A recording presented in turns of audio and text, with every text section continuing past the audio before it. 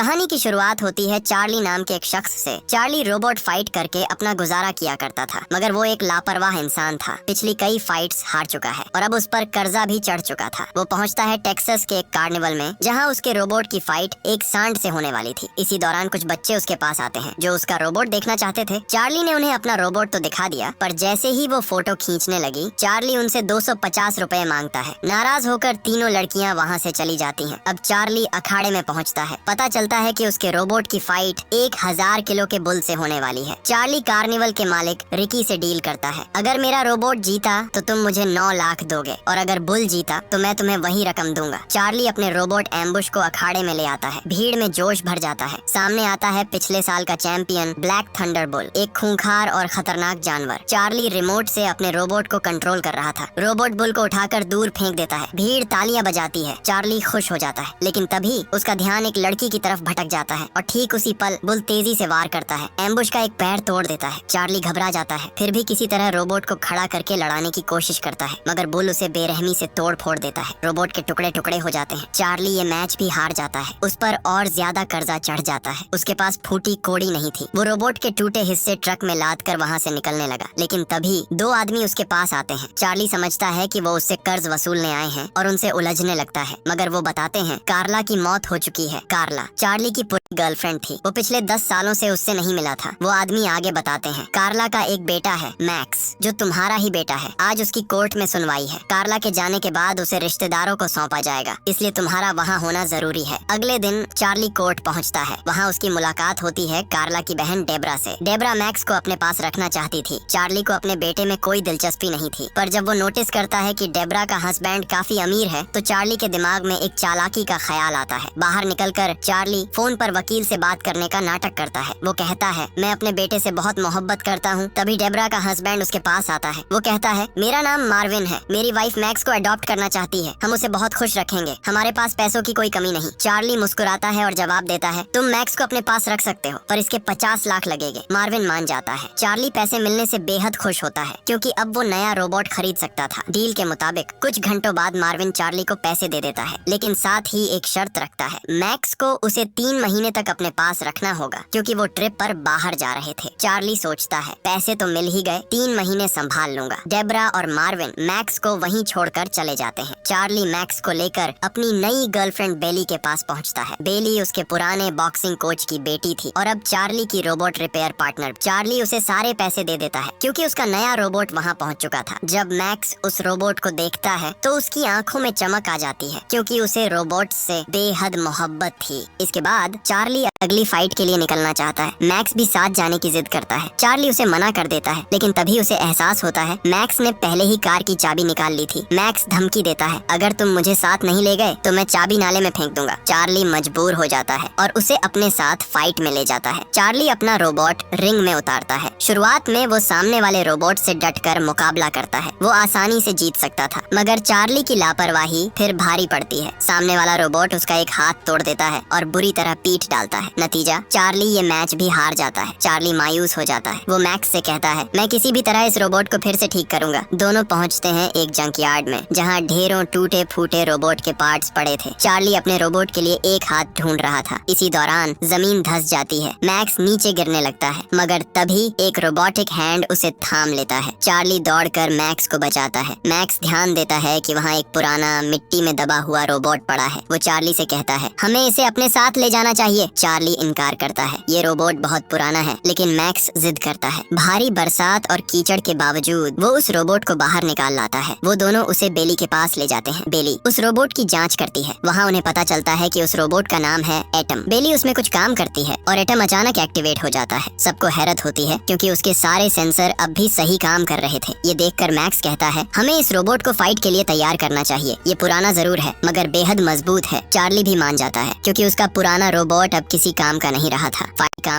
था। फाइट से पहले वो दोनों मिलकर एटम को ट्रेन करना शुरू करते हैं। एटम एक बहुत ही इंटेलिजेंट रोबोट निकलता है, जो इंसानों की हर हरकत की नकल कर सकता है और सब कुछ याद रखता है। इसके बाद दिखाया जाता है, चार्ली मैक्स को लेकर वर्ल्ड चैंपियनशिप अरीना में अपने एक दोस्त से मिलने पहुंचता है। वहीं मैक्स देखता है एक बहुत बड़ा रोबोट ज्यूस, दुनिया का चैंपियन, जिसे आज तक कोई भी हरा नहीं पाया। मैक्स ठान लेता है, मैं एक दिन एटम से इस ज्यूस को हराऊंगा। अगले दिन चार्ली और मैक्स एटम को लेकर एक नई फाइट में पहुंचते हैं। मैच शुरू होता है और एटम को मैक्स ही कंट्रोल कर रहा था। पहले राउंड में सामने वाला रोबोट एटम को बुरी तरह पीट देता है। किसी तरह एटम बचता है और पहला राउंड खत्म करता है। राउंड ब्रेक में चार्ली अपने बेटे से कहता है, हमें ये फाइट छोड़ देनी चाहिए वरना हम सब कुछ हार जाएंगे। लेकिन मैक्स को एटम पर पूरा भरोसा था। दूसरा राउंड शुरू होता है और कुछ ही देर में एटम सामने वाले रोबोट को एक जबरदस्त पंच मारता है। वो रोबोट वहीं ढेर हो जाता है। भीड़ तालियां बजाती है। चार्ली मुस्कुराता है। अब उसे यकीन हो चुका था एटम एक बेहद ताकतवर रोबोट है जो हर फाइट लड़ सकता है। मैक्स भी अपने रोबोट को देखकर बेहद खुश था। दोनों एटम को लेकर वहाँ से निकलते हैं। रास्ते में कई ऑर्गेनाइजर्स उनसे मिलते हैं और एटम को कई और फाइट्स के लिए इनवाइट करते हैं।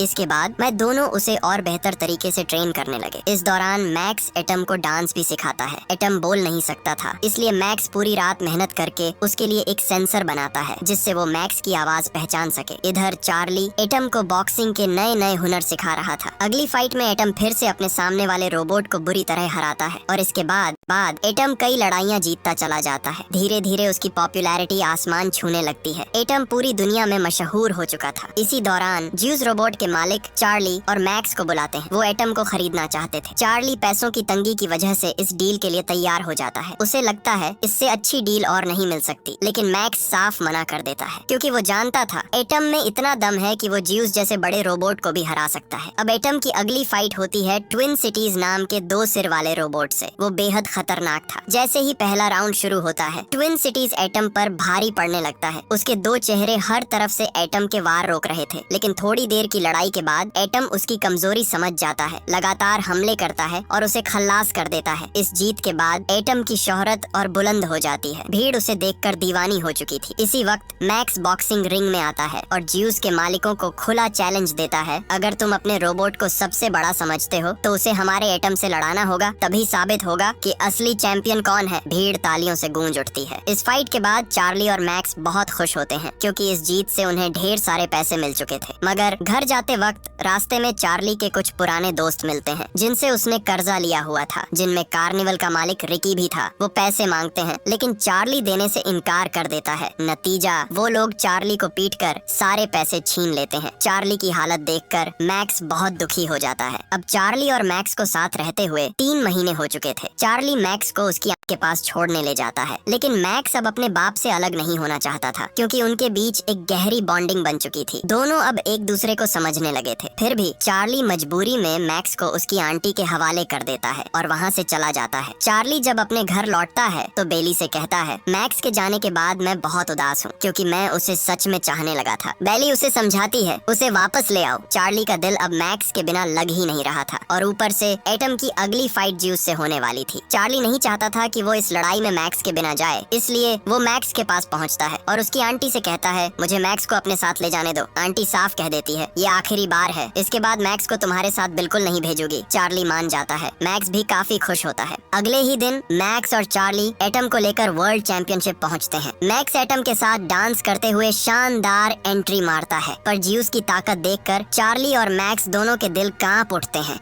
लेकिन वो एक दूसरे को हौसला देते हैं। चार्ली कहता है, हमें किसी भी हालत में ये मैच जीतना होगा। रेफरी रूल्स और रेगुलेशंस बताता है 5 राउंड होंगे, हर राउंड कुछ मिनट का, और जो सबसे ज्यादा अंक लेगा वही चैंपियन बनेगा। लेकिन अगर कोई नॉकआउट कर दे तो फौरन विजेता घोषित हो जाएगा। भीड़ का शोर बढ़ता है और पहला राउंड शुरू होता है। ज्यूस शुरुआत में ही एटम पर बिजली सा हमला करता है। सिर्फ कुछ सेकंड में एक जोरदार पंच एटम रिंग पर गिर पड़ता है। मैक्स और चार्ली के दिल थम जाते हैं। उन्हें लगता है एटम अब खत्म हो चुका है, लेकिन काउंटिंग पूरी होने से पहले ही एटम दोबारा उठ खड़ा होता है। ज्यूस की तरफ बढ़ता है। फिर ज्यूस एक और भारी पंच मारता है। एटम दोबारा गिर जाता है। मैक्स चिल्लाता है, उठो एटम, ये फाइट हमें किसी भी हालत में जीतनी है। और सबको हैरत में डालते हुए एटम एक बार फिर उठ खड़ा होता है। इस बार वो ज्यूस पर पलटवार करता है। एक ऐसा जबरदस्त पंच मारता है जिससे पूरी ऑडियंस दंग रह जाती है, क्योंकि ज्यूस को इतना भारी वार पहले कभी किसी ने नहीं मारा था। ज्यूस गुस्से में तिलमिला उठता है। वो एटम पर लगातार वार करता है। एटम बचाव करता रहता है और किसी तरह पहला राउंड खत्म हो जाता है। चार्ली और मैक्स रिंग साइड पर एटम की हालत देखते हैं। वो बुरी तरह टूट चुका था, लेकिन फिर भी उसे अगले राउंड के लिए तैयार करते हैं। दूसरा राउंड शुरू होता है। ज्यूस बार बार वार करता है। एटम पलट कर कुछ अटैक करता है, लेकिन उसका कोई असर नहीं होता। ज्यूस बहुत ताकतवर था। राउंड खत्म। तीसरा राउंड भी इसी तरह बीत जाता है। ज्यूस हावी और एटम लगातार चोट खाता हुआ। अब आता है चौथा राउंड। ज्यूस इस मैच को खत्म करना चाहता था वो एटम को कॉर्नर में धकेल देता है और लगातार पंच पर पंच बरसाने लगता है। एटम के पुर्जे टूटने लगते हैं, उसके जिस्म से धुआं निकलने लगता है। भीड़ खामोश हो जाती है, सबको लगता है ये अब आखिरी सांसें हैं। मगर तभी बेल बजती है और चौथा राउंड खत्म हो जाता है। चार्ली और मैक्स एटम के पास पहुंचते हैं। उसकी हालत बेहद खराब थी, लगता था अब वो और नहीं लड़ पाएगा। मैक्स की आंखों में आंसू हैं। वो कहता है एटम को ये फाइट जारी रखनी होगी। पापा,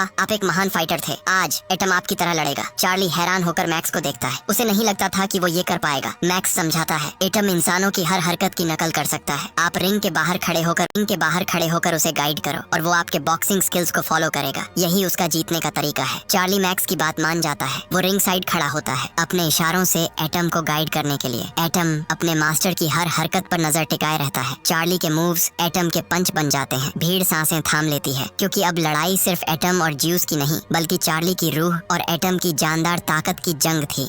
आखिरकार मैच का आखिरी राउंड शुरू होता है। चार्ली के इशारों पर खेलता हुआ एटम अब पूरी तरह से ज्यूस पर भारी पड़ रहा था, क्योंकि चार्ली इंसान था और उसके बॉक्सिंग स्किल्स को समझ पाना ज्यूस जैसे मशीन के लिए नामुमकिन था। एटम लगातार ताबड़तोड़ वार करता है और ज्यूस को सांस लेने तक का मौका नहीं देता। ये देखकर ज्यूस का मालिक बेकरार हो उठता है। वो खुद कंट्रोल पैनल पर आ जाता है, क्योंकि उसे डर था कि उसका सबसे बड़ा फाइटर ये मुकाबला हार जाएगा। चार्ली और एटम मिलकर बार बार ज्यूस पर प्रहार करते हैं। अब ज्यूस कमजोर और बेबस नजर आ रहा था। यहीं से साफ हो जाता है कि चार्ली सिर्फ एक अच्छा नहीं बल्कि एक शानदार बॉक्सर है। वो अपने हुनर से एटम को आगे बढ़ा रहा था और थोड़ी ही देर में दोनों मिलकर ज्यूस को जमीन पर गिरा देते हैं। लेकिन ज्यूस का मालिक एक बार फिर उसे खड़ा करता है। फिर से मुकाबला शुरू होता है। चार्ली और एटम दोनों मिलकर पूरी ताकत झोंक देते हैं और इस बार ज्यूस को नॉकआउट कर देते हैं। सारा स्टेडियम तालियों से गूंज उठता है। मैक्स की आंखों में गर्व था। उसे यकीन हो चुका था कि दुनिया का सबसे बड़ा बॉक्सर उसका पिता चार्ली है। वो इमोशनल होकर अपने फादर की तरफ देखता है। वहीं बेली के चेहरे पर गर्व साफ झलक रहा था। उसके पिता ने ही उसे बॉक्सिंग सिखाई थी। कुछ ही देर बाद ऐलान होता है, द विनर इज ज्यूस।